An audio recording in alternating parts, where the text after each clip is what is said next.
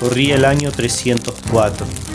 Nos encontramos en Abitinia, una provincia romana situada al noreste de África, a orillas del mar Mediterráneo, actual país llamado Túnez. El entonces emperador Diocleciano había decretado la prohibición total de toda reunión en donde se hable de Jesucristo. Nadie podía leer las Escrituras, ni mucho menos rezar. No se podía celebrar la fracción del pan, y en todos los territorios gobernados por Roma regía este decreto brutal de apresar a los infractores y de ejecutarlos si no renunciaban a sus prácticas. Pese a esos decretos, un grupo de 49 cristianos se reunieron un domingo en casa de Octavio Félix para celebrar la Eucaristía, pero fueron sorprendidos y tras ser arrestados fueron llevados a la ciudad de Cartago para ser interrogados por el procónsul Anulino, quien sin tregua les pedía que entreguen los libros sagrados y les preguntaba por qué habían desobedecido las leyes. Ante tanta insistencia y en medio del silencio de todos, un hombre llamado Emérito responde la pregunta del procónsul, quien una vez más les dice: ¿por qué desobedecieron las leyes y se reunieron? Sine Dominico non possumus, fue la tajante respuesta. Sin el domingo no podemos, sin la Eucaristía no podemos enfrentar la vida. Y Félix responde: un cristiano no puede existir sin celebrar los misterios del Señor. Los misterios del Señor no se celebran sin la presencia de los cristianos. Con estas respuestas se negaron a entregar las Sagradas Escrituras, que a fuerza se las quitaron, y en ese forcejeo los cristianos les decían que podían quitarles todos los libros sagrados, pero que nunca podrán arrancar la palabra de Dios que ya estaba escrita en sus corazones. En el grupo de los 49 había un niño de 4 años a quien los soldados amenazaban de cortarle los dedos si seguía diciendo que era cristiano, y el niño respondía: no importa, soy cristiano. Y luego de meses de cárcel, amenazas y torturas, estos cristianos decidieron morir antes que abandonar la Eucaristía. Algunos fueron decapitados, otros lanzados a los leones, y otros murieron de hambre en sus celdas. Tremenda lección para nuestros tiempos. Sin el domingo no podemos vivir. Ellos comprendieron muy bien que no servía de nada conservar la vida del cuerpo si moría el alma sin la Eucaristía. Detrás de esta historia hay una fuerza misteriosa. Había por detrás de todo un motor que movía sus voluntades y dominaba sus miedos. Un ideal invisible pero real que se hacía visible con su sangre. Una fuerza capaz de enfrentar un imperio. Una fuerza tan poderosa que cuando más era atacada, más poderosa era. Una fuerza que les infundía esperanza, coraje y valor. Una fuerza que no se intimidaba ni siquiera ante la muerte y el dolor. Esa fuerza era el poder del amor.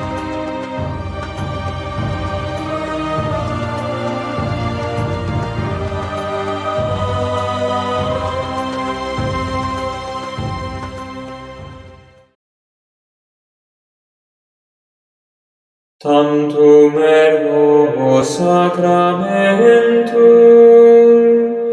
benemur cernui, ne tanticum documentum novo cegat ritui, prestet fide supplementum sensum defectui. Genitori genitoque lause jubilatio salus honor virtus quoque sit et benedictio procedenti ab utroque, compassit laudatio.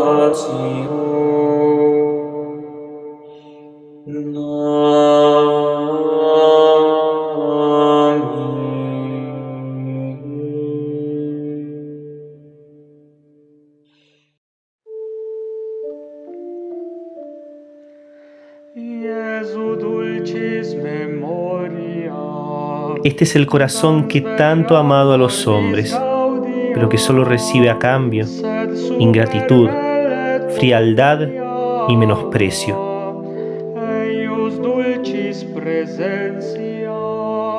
Con esas palabras hacía su primera aparición nuestro Señor Jesucristo a Santa Margarita, y mostrándole su corazón herido por falta de amor, lloraba su pena pidiendo amor.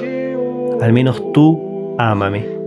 En otras palabras, ¿puedes amarme tú? ¿Quieres amarme tú? Aunque los demás no me amen, ¿me amarías tú? ¿No es acaso conmovedor oír al Señor que se queja de no ser amado? ¿No es acaso tan triste que el que más ama no reciba el mismo amor? ¿No es acaso una locura entonces que a pesar de tanto desamor, Él se empeñe en seguir amándonos?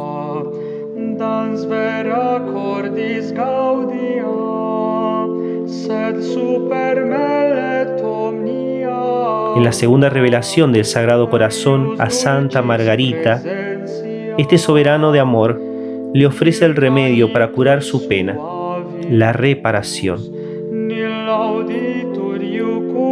Tengo sed, pero una sed tan ardiente de ser amado por los hombres en el Santísimo Sacramento, que esta sed me consume, y no hallo a nadie que se esfuerce según mi deseo en apagármela, correspondiendo de alguna manera a mi amor.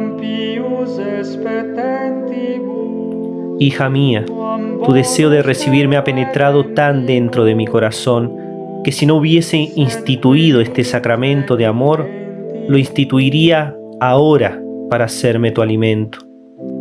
Me agrada tanto el que deseen recibirme, que todas las veces que el corazón forma este deseo, otras tantas le miro amorosamente para traerle a mí.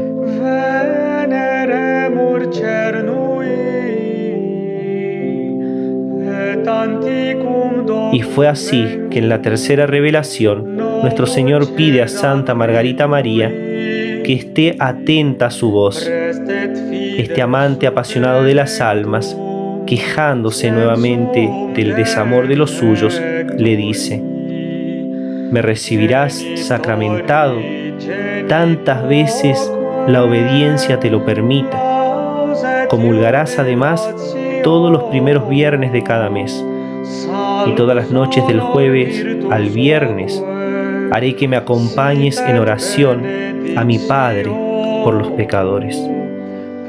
Y por último, en la cuarta revelación principal, el Sagrado Corazón pide a su confidente que para reparar las injurias, sacrilegios e irreverencias con que lo tratan en el sacramento de su amor, se dedique una fiesta en su honor en la octava de Corpus Christi.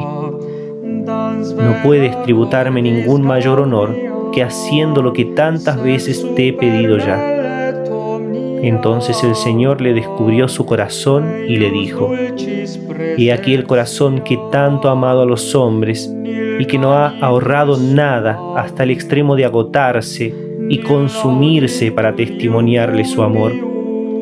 Y en compensación solo recibe de la mayor parte de ellos ingratitudes por medio de sus irreverencias y sacrilegios, así como por las frialdades y menosprecios que tienen para conmigo en este sacramento de amor.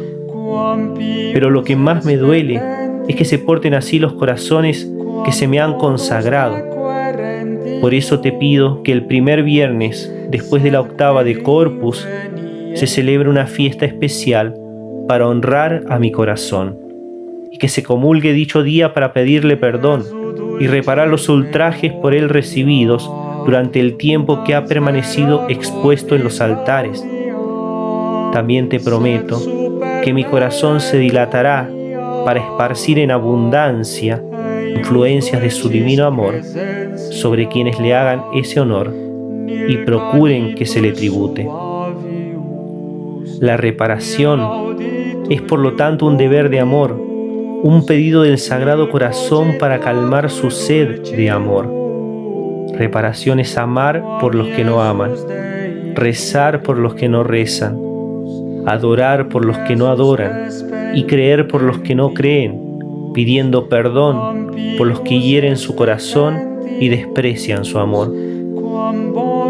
La principal reparación está fuertemente unida a la comunión. En esa unión de corazones que se aman, Dios y el alma, la Eucaristía es el sacramento del amor de Dios más que cualquier otro, porque para celebrar la Eucaristía fue necesario todo el poder del amor del corazón de Dios.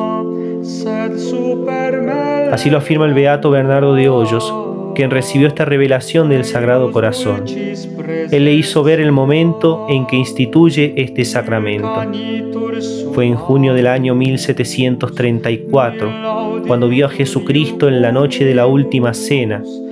En su corazón luchaban violentamente, de una parte el amor hacia los hombres y de la otra la tristeza natural al contemplar los grandes ultrajes que había de recibir en la Eucaristía que estaba a punto de instituir.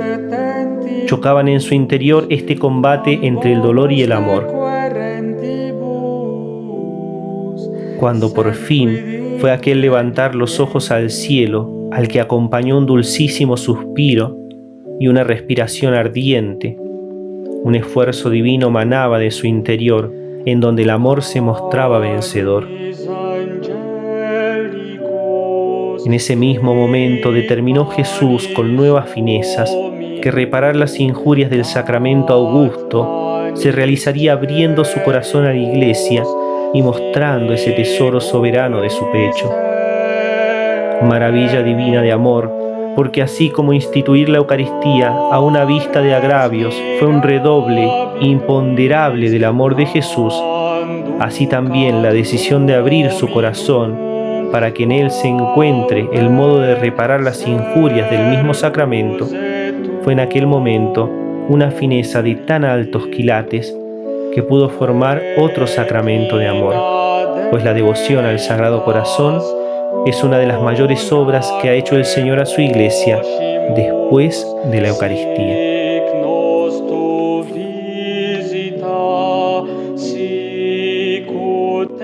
La Eucaristía es Jesús.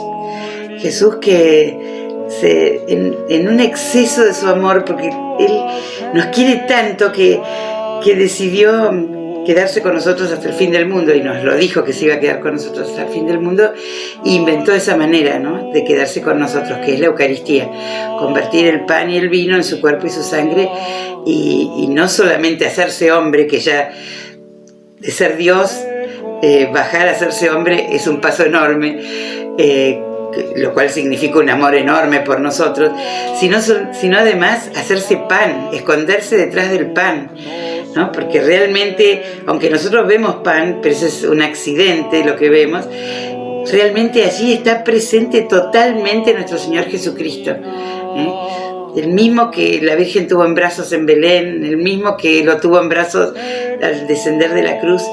Y esto es algo impresionante, ¿no?, que esté ahí encerrado todo el día en el sagrario esperándonos. Es una muestra de un amor tan grande, impresionante, ¿no?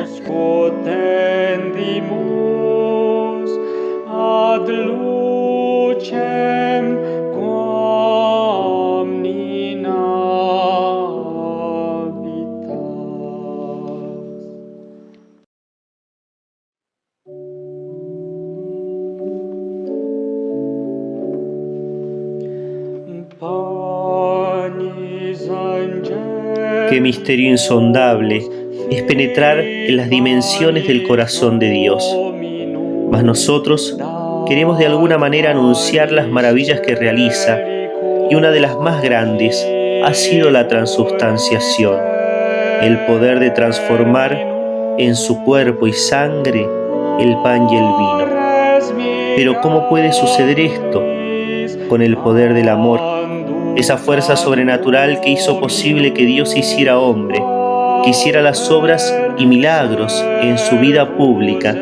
Ese mismo poder que lo hizo morir y resucitar es el que usó para transubstanciar un poco de pan en su cuerpo y un poquito de vino en su sangre gloriosa. Y esto para que lo descubramos y lo contengamos a Él. Y esto para que lleguemos al Padre. Y para que teniéndolo a Él y al Padre, todos seamos uno. Lo que exactamente sucede en ese instante es que lo que era pan deja de ser pan, manteniendo los accidentes del pan, pero transformando para siempre su sustancia.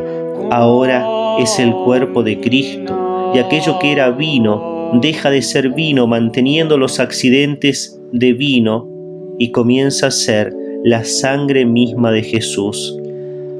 Esa materia que antes era harina, que antes era vino, pierde esa sustancia, aunque milagrosamente manteniendo los accidentes, y aparece Jesús, el mismo Jesucristo vivo. Ese momento maravilloso, ese milagro glorioso, es llamado propiamente transubstanciación.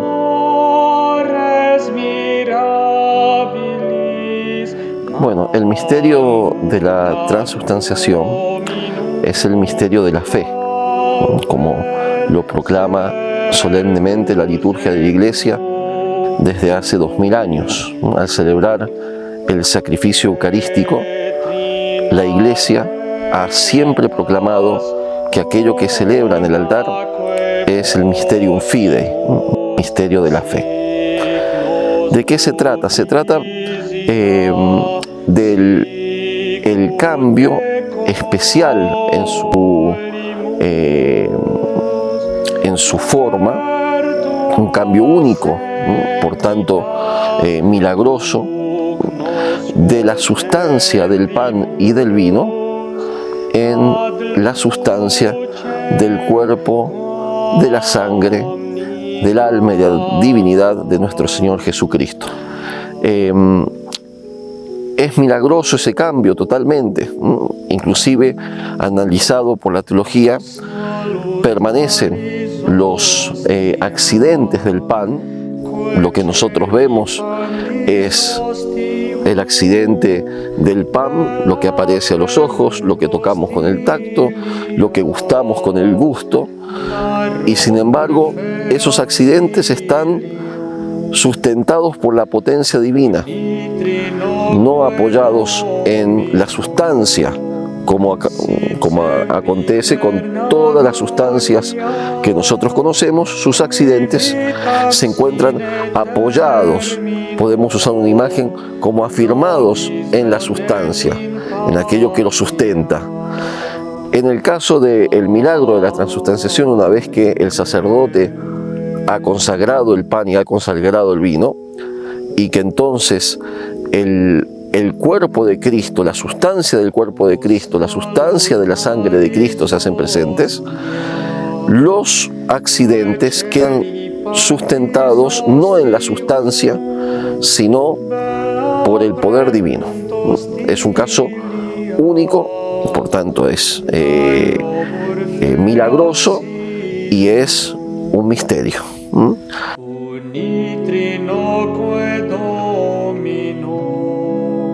En la misa, el momento más importante, el momento de la consagración, en ese momento se realiza la transubstanciación.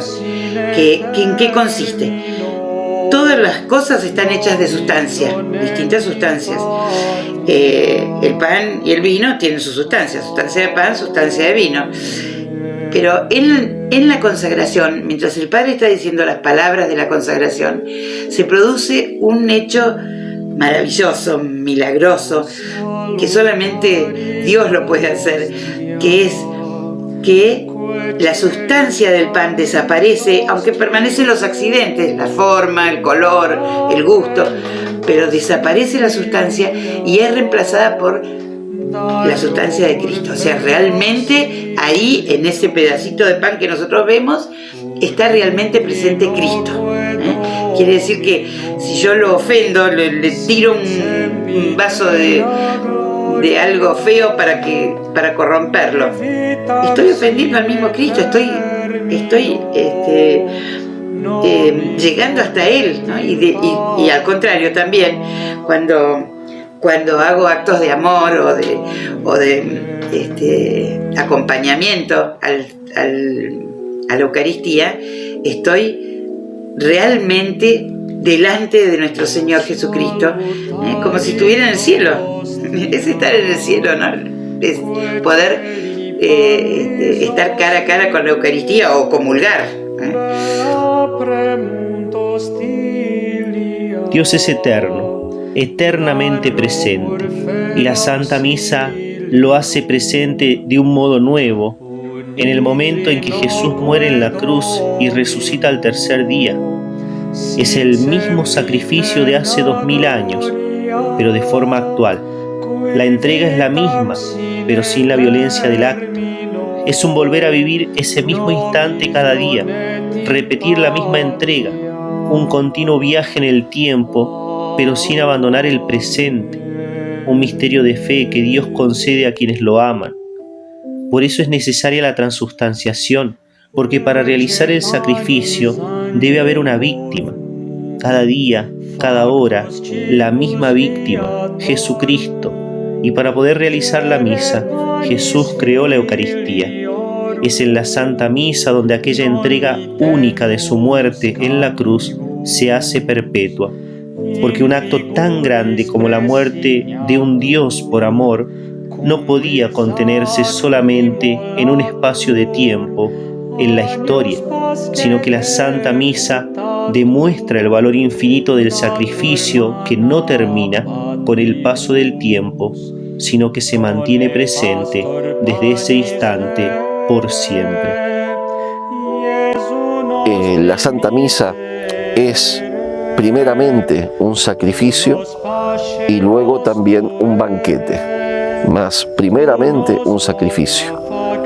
Así como acontece en el orden natural, que antes de que un animal pueda ser utilizado como alimento, tiene que sufrir un sacrificio.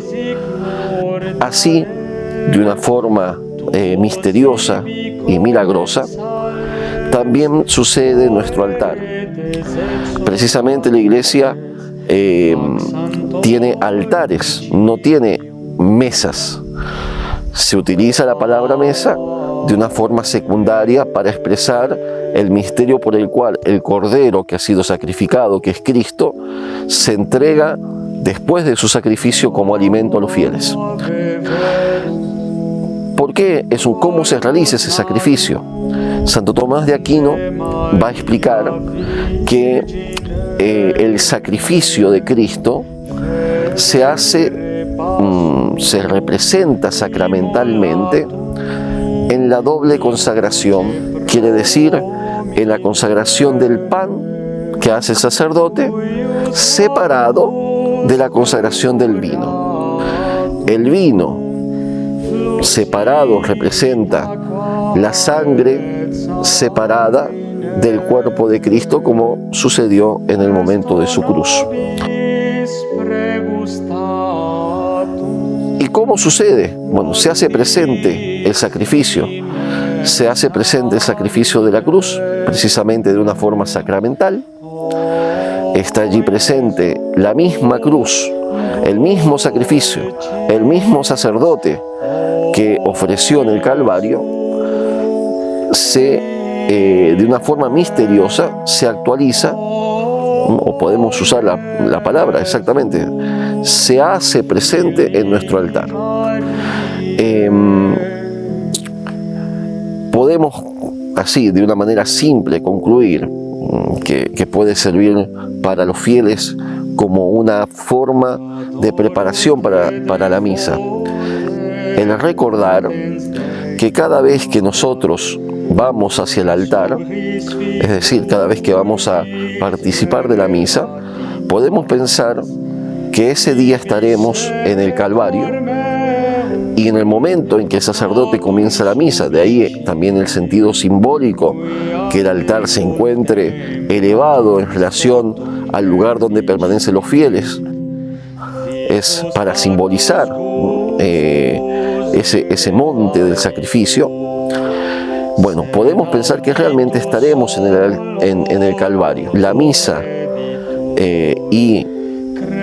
o podemos decir, el altar y el Calvario son una misma realidad de forma misteriosa, pero real.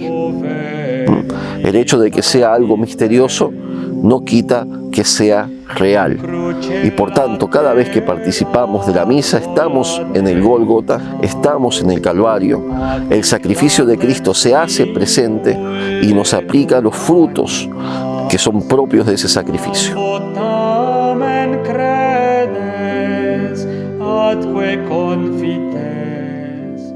El sacerdote. Jesucristo es el sacerdote, el altar y la víctima. Él mismo instituye la Eucaristía, Él mismo celebra la cena del Señor, Él mismo se entrega, primero sacramentalmente en la última cena y en su corazón, y luego muere en la cruz. Pero como Él debía volver al Padre después de la resurrección, necesita quien continúe con la obra de la redención, y deja el encargo a sus apóstoles, encargo de hacer lo que Él hizo, la entrega más grande del mundo, y crea la obra maestra de su corazón, el sacerdote, quien se convierte en otro Cristo, en otro altar, en otra víctima, para realizar también una entrega de sí mismo por amor. Uno puede definir al sacerdote desde muchos puntos de vista, ¿no? Desde el punto de vista de la teología, de la doctrina. Pero yo me quedo siempre con aquella oración de Hugo Guas que dice, si supiésemos lo que es un sacerdote, ¿no? ¿Cuántas caeríamos de espalda? Saber que alguien puede transformar el vino y el pan en el cuerpo, sangre, alma y divinidad del mismo Cristo. La presencia real de Jesucristo la tenemos gracias al sacerdote. O también puede definirlo de lo que a uno le parece que realmente representa el sacerdote, para mí por lo menos, que es la posibilidad que uno tiene de ver a Jesucristo, de ver en el sacerdote a Cristo verdaderamente, de poder confesarse, de poder hacer una dirección espiritual, de poder pedir un consejo, de poder arrepentirse de los pecados que uno comete, porque en definitiva eso es lo que yo haría si me encontrase con Cristo. El sacerdote es otro Cristo, por eso es importante, porque Jesús, así para mostrarnos su amor infinito, nos dejó alguien que nos puede dar los sacramentos que Él instituyó. Si Él hubiese instituido los sacramentos, pero no nos hubiese dejado a los sacerdotes, no tendríamos el medio de santificarnos. Entonces, el sacerdote por eso edifica la iglesia con la Eucaristía y con la penitencia, porque son los dos sacramentos que solamente el sacerdote nos puede dar, ¿no? Su misión es importantísima, es santificar al pueblo de Dios y llevarlo a una plenitud de vida que si no hubiera sacerdotes no podríamos alcanzar nunca, que es la santidad, que Jesús nos dejó en el mundo para que nosotros seamos santos, y sin los sacerdotes nosotros no podemos ser santos, porque si no pecaríamos y no podríamos salir del pecado, y todos los hombres somos débiles y Jesús lo sabía, y por eso nos dejó a los sacerdotes, para que nos podamos confesar. ¿Qué otra cosa que un amor devorador puede haber pensado una cosa tan grande como es el sacerdocio católico? En el exceso de su amor, cuando decidió hacerse pan para que nosotros lo pudiéramos comer, también tenía que buscar a alguien que lo hiciera pan para todas las generaciones de cristianos hasta el fin del mundo. Como el sacerdote es otro Cristo, Jesús le da su fuerza, lo va convirtiendo cada vez más en él, a medida que el sacerdote se va dando al pueblo cristiano en las misas, en las confesiones, en los actos litúrgicos. Jesús lo va convirtiendo cada vez más en él y le da esa fuerza maravillosa de sacrificarse de esa manera por el pueblo cristiano, a imagen del sacrificio de Jesús.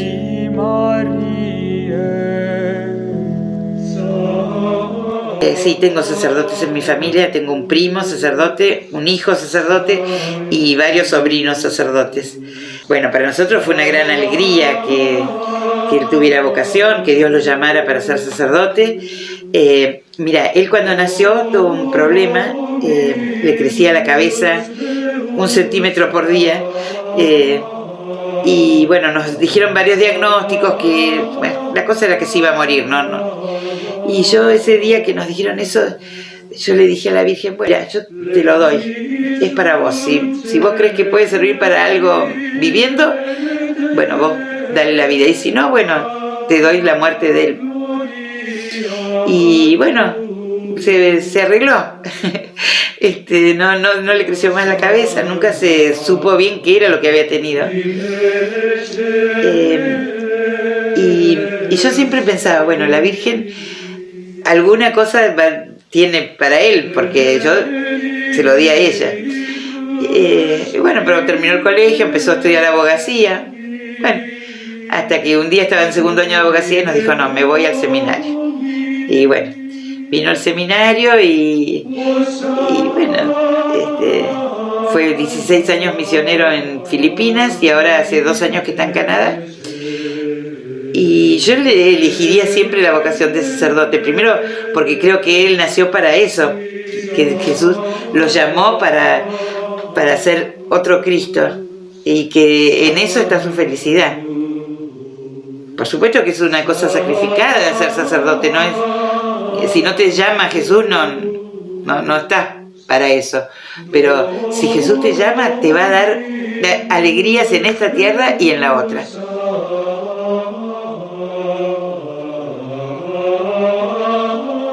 Yo tuve la suerte de crecer en medio de muchísimos sacerdotes muy, muy, muy buenos, ejemplares que realmente nos dieron el ejemplo en su ministerio y que nos enseñaron a amar a Jesucristo de una manera que no sé si no hubiésemos conocido a estos sacerdotes, si hubiésemos tenido ese don de aprender a amar a Jesucristo de esa manera. Me gustaría que todos supieran que dentro del sacerdote y dentro de la Eucaristía hay un misterio tan grande, el misterio de la fe, como dice el Padre después que consagró la Eucaristía. Es un misterio tan grande que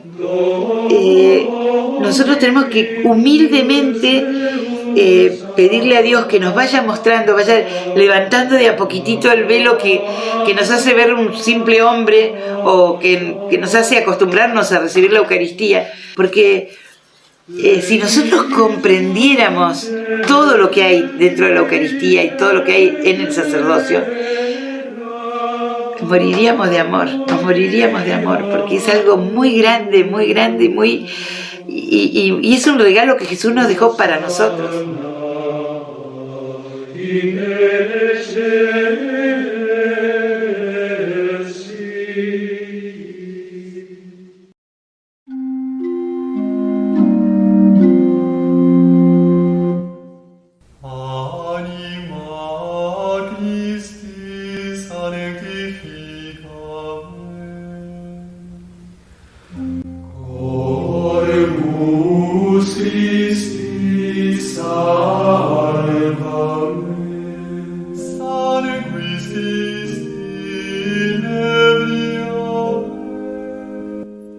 Para honrar estos misterios del exceso de amor de Dios, nuestra Santa Madre la Iglesia celebra cada cierto tiempo y en diferentes países los congresos eucarísticos.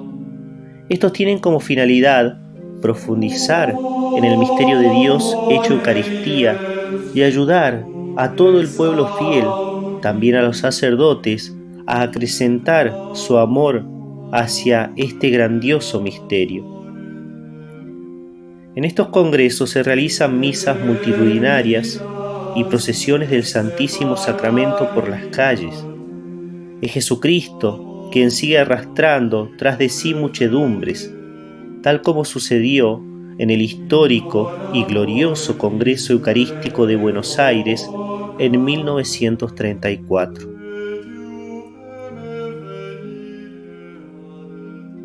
Los congresos eucarísticos internacionales son eventos que la Iglesia empezó a organizar en el siglo XIX a instancias de los papas y que se habían hecho generalmente en Europa hasta 1934, que el Papa Pío XI decide hacerlo en Sudamérica y elige Buenos Aires para ese evento. Los congresos eucarísticos internacionales tienen como finalidad no solamente el reconocimiento de Cristo presente en la Eucaristía, sino que ese reconocimiento se hace público. Es un modo de mostrar al mundo entero la creencia que los cristianos, o los católicos mejor dicho, tenemos respecto de la presencia real de Jesucristo en la Eucaristía. Entonces fue un evento que para la Argentina tuvo muchísimo interés, sobre todo cubierto por muchos medios de comunicación de ese momento, como el diario La Nación o la revista Para Ti, que incluso había hecho un artículo sobre las mujeres en este Congreso Eucarístico, pero sobre todo y esencialmente la participación de la gente. Vinieron de todas partes del país a Buenos Aires a participar de este Congreso y también lo hicieron muchísimas personalidades del mundo. El primado de Francia, Verdier, vino para aquí, el primado de Toledo, que es el primado de España, que es el Monseñor Gomay Thomas, el arzobispo de Madrid, vinieron cardenales de Estados Unidos, de México y por supuesto de los países limítrofes, ¿no es cierto?, de aquí de Sudamérica fundamentalmente. Fue muy providencial también el Congreso Eucarístico por una sencilla razón. Desde 1880 se habían venido dando en la Argentina una serie de leyes laicas, sobre todo la ley de educación laica, la ley de matrimonio civil durante el gobierno de Juárez Celman, la secularización de los cementerios, el registro civil, y había sido un franco ataque contra la Iglesia, sobre todo no solamente del liberalismo, sino fundamentalmente de la masonería. Y eso iba implicando en la educación, sobre todo de los jóvenes argentinos, una educación sin Dios. Es como si hubiera desaparecido. Algunos sostienen que fue un letargo de la Iglesia, que la Iglesia durmió durante ese tiempo, y no es cierto eso, porque se dieron los círculos de obreros católicos del Padre Grote, por ejemplo, los cursos de cultura católica, la aparición de la revista Criterio y otras publicaciones que siempre dejaron ver ese espíritu verdaderamente católico del pueblo argentino, que se había perdido esencialmente a partir de la batalla de Caseros en 1852 y había provocado el avance del liberalismo en la Argentina. En este momento estaba gobernando el general Justo, el país que había ganado las elecciones en el famoso fraude patriótico, y que un periodista que se llama José Luis Torres había llamado a esta década del 30 la década infame, sobre todo por la gran cantidad de corrupción que hubo en los convenios de la carne, por ejemplo, el famoso Tratado de Roca-Runciman, en los transportes, en la cesión de la explotación de la energía eléctrica, las leyes financieras, etcétera, etcétera. Don Julio Lasusta lo va a llamar el Estatuto del Coloniaje a toda esta época. Y eso significaba, de alguna manera, que se perdía el espíritu cristiano y que muchos habían creído que se trataba de un triunfo, es decir, que el espíritu católico en la Argentina iba desapareciendo. Por eso dije que era providencial este Congreso, porque fue todo lo contrario. Es decir, demostró este Congreso la gran participación del pueblo, sobre todo de los hombres, que todo el mundo decía en ese momento, la Iglesia es para las mujeres y los hombres no. Sin embargo, hubo una presencia de hombres de muchísima cantidad de gente en las distintas sesiones que hubo. Y sobre todo, el demostrar públicamente que la Argentina guardaba ese resabio de catolicismo tan impresionante y tan lindo que tenemos desde el momento del descubrimiento, ¿no es cierto?, desde que España llegó a América y nos evangelizó. Entonces ese espíritu aparece siempre en Argentina y esta vez apareció en el Congreso del 34. Decíamos entonces que el Congreso fue establecido para el mes de octubre de 1934, duró del 10 al 14 de octubre y fueron divididos en días, ¿no es cierto? Es decir, el primer día, el día 10 de octubre, la actividad que se realizó fue la lectura de la bula que había autorizado el Congreso por parte del Papa Pío XI y el pedido de consagración de la Argentina al Sagrado Corazón. Todas las ceremonias fueron presididas por quien fuera el hombre más importante para Pío XII, que fue el cardenal Eugenio Pacelli, que iba a ser después Pío XII. Él fue el que vino a la Argentina en representación del Santo Padre a presidir todas las ceremonias, ¿no es cierto? Y de hecho era el secretario de Estado de Pío XI, o sea, el hombre más importante para la iglesia. Se alojó ahí en el centro, también una serie de mansiones, hay cosas muy curiosas también del Congreso, pero él fue una de las figuras fundamentales. Eso fue el primer día, el 10 de octubre. El 11 de octubre fue dedicado en la mañana a los niños, ¿no? Donde una cantidad inmensa de niños tomaron su primera comunión en el Congreso, y las niñas también cuentan, o se ven las imágenes todas vestidas de blanco, y los niños con sus trajecitos de comunión, tomaron la comunión para el que se dice muchas veces el día más importante de la vida de un niño o de una persona. El 12 fue dedicado al Día de la Raza, a raíz de un decreto que había sacado don Hipólito Yrigoyen en su primera presidencia del 16 al 22, que había decretado el 12 de octubre como el Día de la Raza. El día anterior a la noche, el 11, fue dedicado a los hombres. Y los hombres concurrieron todos al Congreso y los medios hablaban, incluso los más peliagudos, hablan de casi 100.000 hombres, ¿no? Con lo cual se supone que fueron muchísimos más. El sábado, por supuesto, fue dedicado a la Santísima Virgen de Luján, que fue la patrona del Congreso, y el domingo fue el día de la clausura de esto. Ese fue en realidad el día más importante y quizás uno de los más importantes para la Argentina y fundamentalmente para Buenos Aires, porque ese día el cardenal Eugenio Pacelli sacó la custodia con el Santísimo Sacramento y fue en procesión desde Nuestra Señora del Pilar en la Recoleta hacia lo que es donde está hoy el Monumento de los Españoles, es decir, en la Avenida Libertador y Sarmiento. Toda la Avenida Libertador se cubrió de gente y los medios más hostiles dicen que la cantidad de personas que concurrieron pasaron el 1,5 millones, con lo cual suponemos que fueron bastantes más. En el Monumento a los Españoles, que es en lo que se conoce como Palermo, que era el Parque 3 de Febrero en ese momento, en honor a la batalla de Caseros, que había derrocado a Rosas porque Rosas tenía sus propiedades ahí. En ese momento se había instalado una cruz inmensa que tenía unos 35 metros de alto. Y se había puesto otra en el edificio Cabanat, muy conocido, que se estaba construyendo en ese momento. Y se había puesto como referencia en honor al Congreso.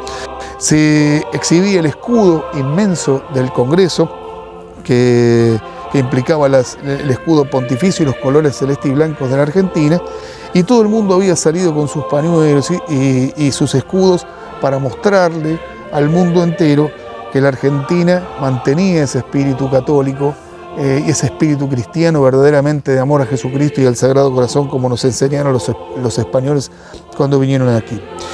La ceremonia termina con una bendición solemne con el Santísimo Sacramento hecha por el cardenal Eugenio Pacelli. Y todos recuerdan que se cantaba allí al Sagrado Corazón, esa canción tan famosa, popular, que incluso después se agregó a la liturgia, de hecho, popularmente, por tradición, de que habla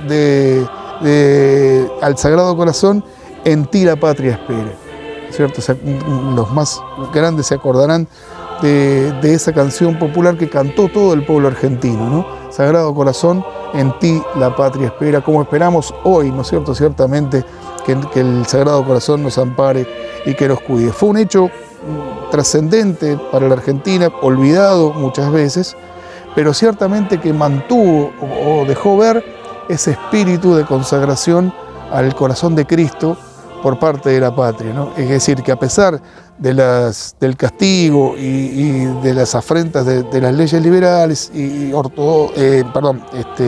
conservadoras y demás, la Argentina mantuvo ese espíritu cristiano que se demostró ahí, evidentemente, en ese congreso tan hermoso que se hizo ahí.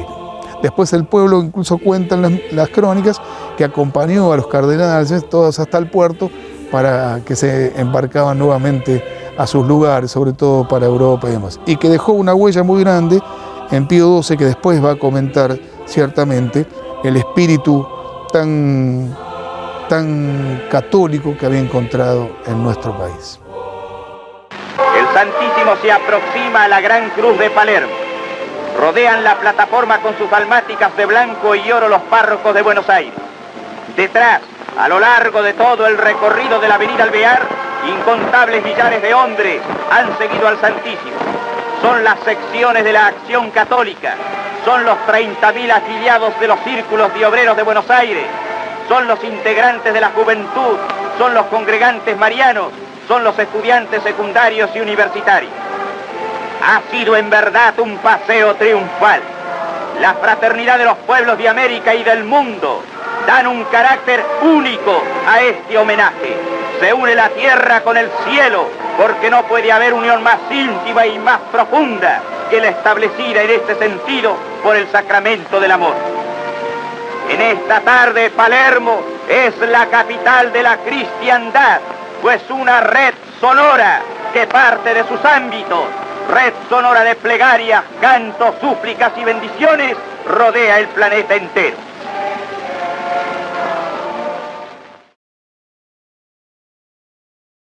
Gloria in excelsis Deo, et in terra pax omnibus, bone voluntatis. Que Jesucristo está en la Eucaristía es una cosa que la sabemos por la teología. Es algo en lo que tenemos que tener fe. Cada tanto, igualmente, nuestro Señor da unas ayudas a nuestra fe. Así ocurrió el 15 de agosto del año 1996 en la iglesia Santa María del barrio de Almagro, en Buenos Aires. La misa era celebrada por el padre Alejandro Peset y durante la comunión cae una hostia al suelo. Sin embargo, la persona de quien se había caído no la quiso consumir. Fue entonces que la colocó en un candelabro. Otra persona que vio lo que había ocurrido decide avisar al padre, el cual, tomando la hostia, la coloca en un vaso con agua y la guarda en el sagrario. El 26 de agosto se descubrió que la hostia había asumido una forma similar a un trozo de carne. Cada instancia fue debidamente documentada y comunicada al arzobispo de Buenos Aires y desde él a la Santa Sede. Por varios años la hostia se mantuvo en el tabernáculo y todo el asunto en un secreto estricto. Dado que la hostia no sufrió descomposición visible, el cardenal Bergoglio decidió hacerla analizar científicamente. En el primer análisis, una muestra del tejido fue enviada a un laboratorio en Buenos Aires. El laboratorio reportó el hallazgo de células humanas rojas y blancas de sangre y de tejido de un corazón humano. El laboratorio informó además que la muestra de tejido parecía estar aún con vida, ya que las células se movían o latían como lo harían en un corazón humano vivo. Como la muestra aún seguía sin descomponerse 3 años más tarde, en 1999, el doctor Ricardo Castañón Gómez fue contactado para realizar algunas pruebas adicionales. El 5 de octubre de ese año, en presencia de representantes del cardenal Bergoglio, el doctor Castañón tomó una muestra del fragmento ensangrentado y lo envió a Nueva York para que fuera ahí analizado. Para asegurar la imparcialidad del estudio, a propósito, omitió al equipo de científicos la procedencia de la muestra. En este segundo análisis, el laboratorio informó que la muestra recibida era de tejido muscular de un corazón humano vivo.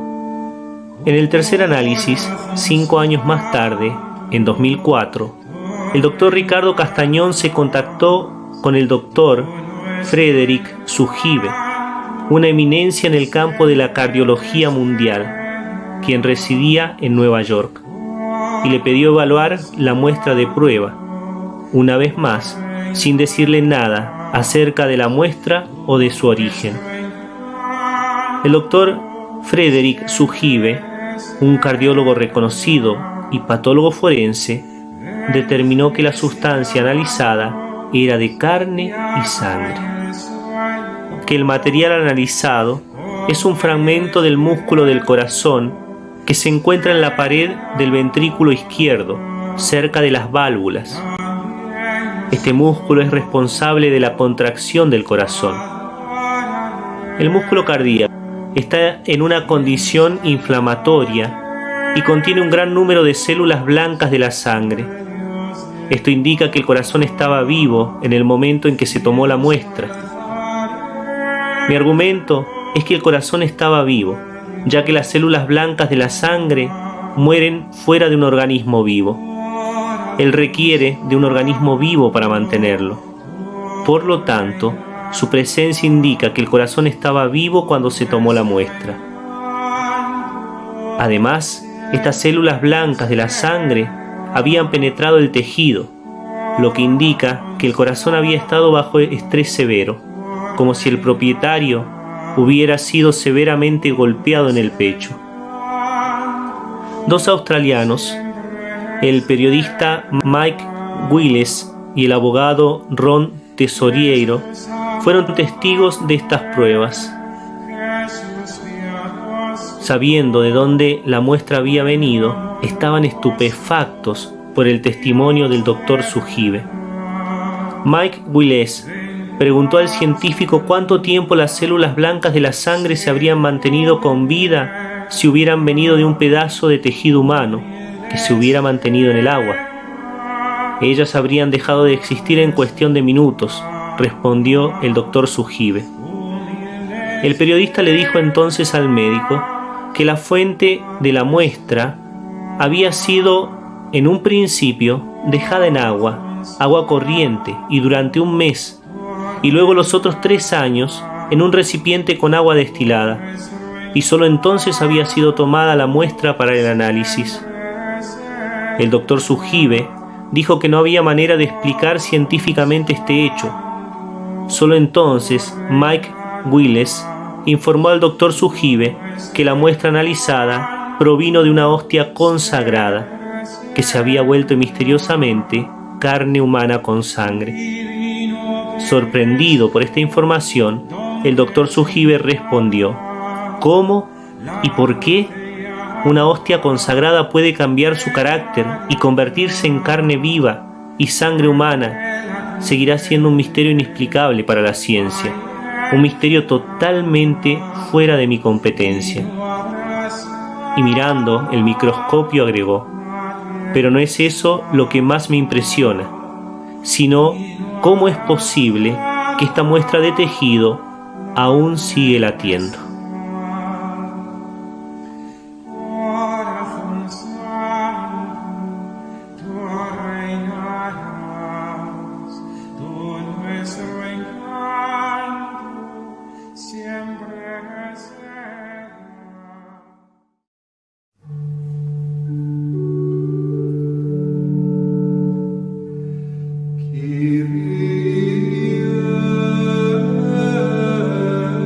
Pero no todo es honor y alabanza al Santísimo Sacramento. Existe también la otra cara de la moneda, y no hablamos de los enemigos de la Iglesia. Nos referimos a lo que más le duele a Jesucristo, la frialdad indigna con que muchas veces es tratado por aquellos a quienes Él más ha amado. Ante tales excesos de un poder movido por el amor, el Sagrado Corazón de Jesús sufre la ingratitud. la indiferencia y también el desamor. Ese ha sido el motivo principal de su queja en parailemonial. Lo que más me duele es que me traten así los corazones que se me han consagrado.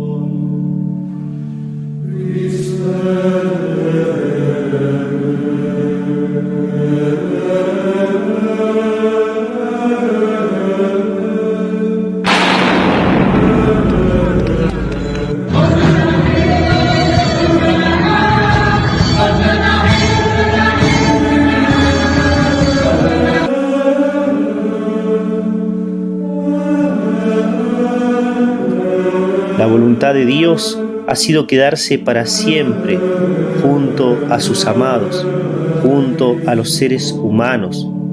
Pero tristemente, entre los años 2020 y 2021, por la pandemia que azotó el mundo, las iglesias se cerraron y la gente no pudo participar de las misas.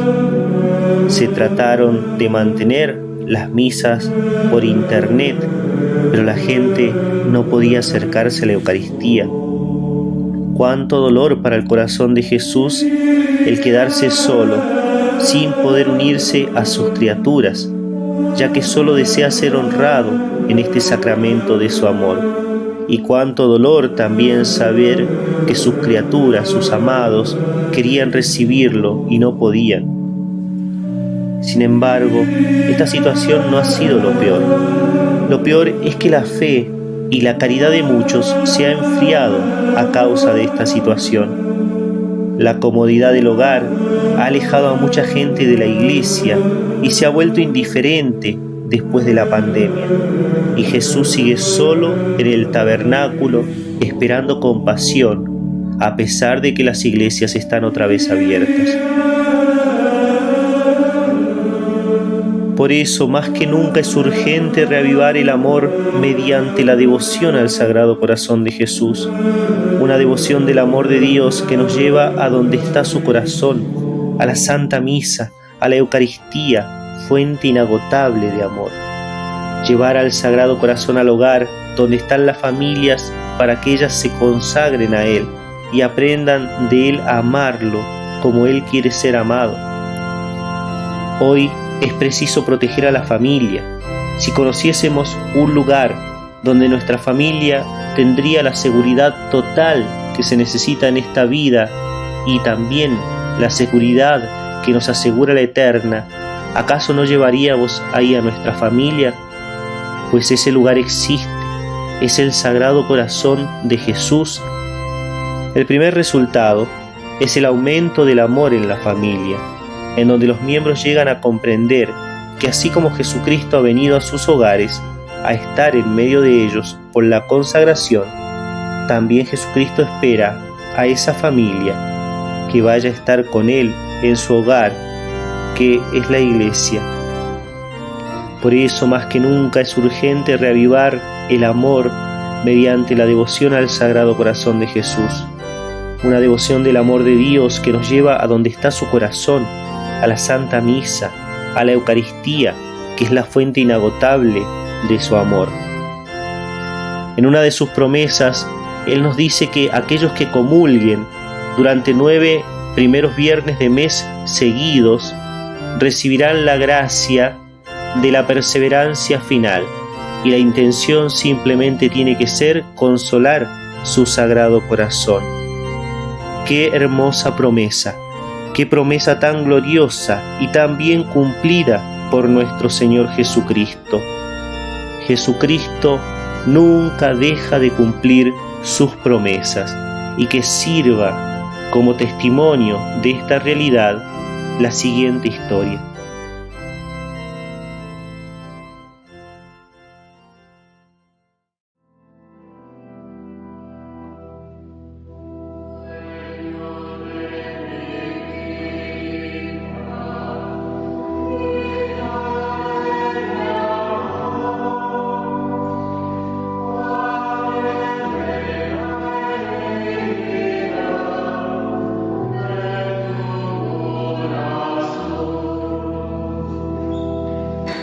Hola, soy Dolores Guevara. quería contarles la historia de Manuel Obando. Es una historia increíble, real, absolutamente real. El padre Héctor Compadrone, una vez lo invitamos a comer, era el sacerdote de Quequén, en Necochea, y nos contó lo que había vivido él, que fue algo increíble. Una vez le pidió al obispo de Chile, él estaba en Chile, le pidió al obispo de Chile que necesitaba una parroquia, un lugar tranquilo para poder ir con un grupo de gente que tenía que hacer un trabajo. Y el obispo le dijo, hay un pueblo, que yo no me acuerdo el nombre, pero no importa, hay un pueblo que está interdicto. Interdicto quiere decir que está castigado por algo que ha hecho muy grave que pasó en ese pueblo, y entonces la parroquia la tenían cerrada, no tenía sacramentos ni nada. Y le pidieron, él le dijo al sacerdote, yo le presto la parroquia, usted puede ir tranquilo, tiene lugar para todo, pero cuando dé la misa, a puertas cerradas, porque el pueblo tiene prohibido las misas, todo prohibido, que nadie sepa que hay un sacerdote ahí. Perfecto, no hay problema, yo tengo que estar tranquilo, hacer un trabajo nada más, una semanita, así que es eso. Así que se fueron para ahí, llegó el padre, se instaló todo, hizo la misa, todo lo común. Y cuando llega la noche, después estaba en el despacho parroquial escribiendo unos papeles y suena el teléfono. El teléfono, no puede ser. Si nadie sabe que estoy yo acá, que la parroquia está cerrada hace varios años. ¿Cómo va a sonar el teléfono? Bueno, ¿qué hago? ¿Atiendo, no atiendo? Se queda esperando. Al final atiende. Decide atender, atiende el teléfono. Hola, ¿sí? ¿Quién habla? Mire, soy Manuel Obando. Me llamo Manuel Obando, estoy muy enfermo, necesito un sacerdote, por favor. ¿Usted es sacerdote? Sí, yo soy sacerdote. Bueno, yo necesito que venga el sacerdote a confesarme, por favor. Tengo urgencia de confesión. Bueno, está bien. Deme su teléfono, por favor, le dice. Así yo lo llamo y para asegurarme. Entonces le da el nombre, el teléfono. Entonces él lo llama por teléfono y le dice, ¿quién habla? Soy Manuel Obando. ¿Usted es el sacerdote que llamé recién? Sí.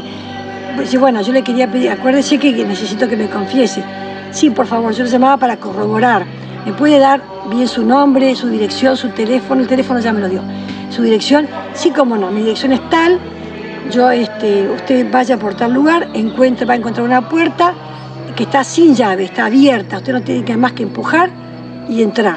Y después un pasillo largo, al fondo una puerta entreabierta con luz. Usted va a poder avanzar por ahí. Perfecto. Bueno, venga por favor que lo necesito con urgencia. Bueno, cómo no, voy a ir. Pero el sacerdote todavía se quedó dudando, no estaba del todo seguro. Se quedó y al rato otra vez el teléfono. Padre, ¿va a venir? Por favor, lo necesito. Sí, cómo no, ya salgo. Eran las 12 de la noche. Entonces sale por las calles, le da un poco de impresión a esa hora, en un lugar desconocido. Y bueno, llega a la puerta esa, hace con la manija, se abre y entra. Tal cual todo lo que le había dicho este hombre. Al fondo veía una puerta entreabierta con una luz y un pasillo largo. Empieza a avanzar por el pasillo y empieza a limpiarse telarañas. Muchas telarañas que se le cruzaban. Qué raro. Se saca las telarañas y sigue. Llega al fondo y lo ve al enfermo. Buenas noches, padre, qué muy bueno que vino. Yo sabía que usted iba a venir. ¿Cómo sabía que yo iba a venir? Sí, porque yo hice los 9 primeros viernes de mes y Jesús promete que el que haga los 9 primeros viernes de mes seguidos, adorándolo y consolando su corazón y con confesión y comunión y misa, no va a morir sin confesión. ¡Qué maravilla! ¡Qué bien! ¡Qué fe que tiene el Señor! ¡Qué bueno! ¡Cuánto me alegro! Bueno, lo confiesa y este hombre era muy bueno, muy conforme queda con esta confesión. Y este hombre, Manuel Obando, le dice, padre, póngase un pañuelo en la boca, porque estoy tuberculoso, así no se contagia. Entonces el padre saca un pañuelo del bolsillo, se lo pone en la boca y lo confiesa. Y después, antes de terminar, cuando termina de confesar, le da la absolución, todo, le dice, bueno, mañana lo voy a venir a visitar. No, mire, padre, por ahí no estoy mañana. Bueno, yo igual voy a venir a visitarlo. Bueno, padre, tome, le quiero agradecer que haya venido, le quiero regalar este rosario, tómelo, que es mío, téngalo de recuerdo mío. Bueno, como no, muchas gracias, le dice. Bueno, padre, que Dios lo bendiga, gracias por haber venido. Bueno, gracias a usted, todo muy bien, se van. Y el padre mira de golpe un tacho de basura ahí vacío, saca el pañuelo, lo tira y se va, con el rosario en el bolsillo. Al día siguiente se levanta y dice, voy a visitar a Manuel Obando. Va ¿Y qué se encuentra? La puerta por la cual él entró, tapiada con 2 maderas así cruzadas. Mira las ventanas igual, tapiadas, con maderas cruzadas. ¿Qué es esto? No entiendo nada. Intenta entrar, por supuesto que no podía. Toca el timbre de la vecina y le dice, por favor, ¿me puede explicar? Yo ayer vine a visitarlo a Manuel Obando, pero señor, pero padre, Manuel Obando murió hace 6 meses. No puede ser, pero murió hace 6 meses. Pero yo estuve ayer con él acá, no me va a decir que murió hace 6 meses, si yo lo vi acá. Anoche estuve, pero murió hace 6 meses, créame. Pero bueno, al final le dice a su hija, fulanita, anda y acompañarlo por atrás al padre para que vea y crea. Van por atrás de la casa, que la puerta de atrás sí estaba abierta, entra al cuarto y dice, ¿qué es esto? El colchón enrollado y atado con un cinturón, la cama vacía. El mismo cuarto donde él estuvo, mira, y es el mismo lugar, no puede ser. ¿Y qué hace? A ver, el rosario lo tenía en el bolsillo. Tenía el rosario en el bolsillo, la prueba. Y mira así el tacho de basura, su pañuelo. Esto me corre frío cuando lo cuento, es verdad, me corre frío. Bueno, está asombrado, no puede creer lo que está pasando. Dice, no, esto no puede ser, será verdad. Sigue dudando. Se va al cementerio del pueblo a buscar y ahí encuentra Manuel Obando, muerto en tal fecha, 6 meses antes de esta fecha. Ya le siguen quedando dudas. Va a la telefónica. En esa época los teléfonos de rurales, de pueblos, eran con una operadora. Entonces se llamaba la operadora te comunicaba. Entonces va a la telefónica y dice, por favor, ayer quiero saber si de este número de teléfono hubo 2 llamadas a la parroquia y de la parroquia hubo una llamada a este número. Quiero saber si están registradas las llamadas. Sí, señor, acá están las 3 llamadas registradas. 2 llamadas a la parroquia y una llamada a este número. Bueno, se quedó mal, absorto, no podía creer con un milagro de Dios. Evidentemente es el milagro de Dios. Lo fue a ver al obispo, le contó lo que había pasado y el obispo dice, esto es un gran milagro. Este pueblo merece, con semejante milagro, que le levantemos el interdicto, que era el castigo. Así que a partir de ahí, el pueblo tuvo sacerdote, tuvo otra vez confesiones, comuniones, todo. Y por supuesto que una gran conversión de ese pueblo cuando se enteraron de lo que había pasado. No podían creer. Así que bendito sea Dios lo que pasó. Esto todo es gracias al Sagrado Corazón de Jesús, que me pidieron que lo cuente para eso.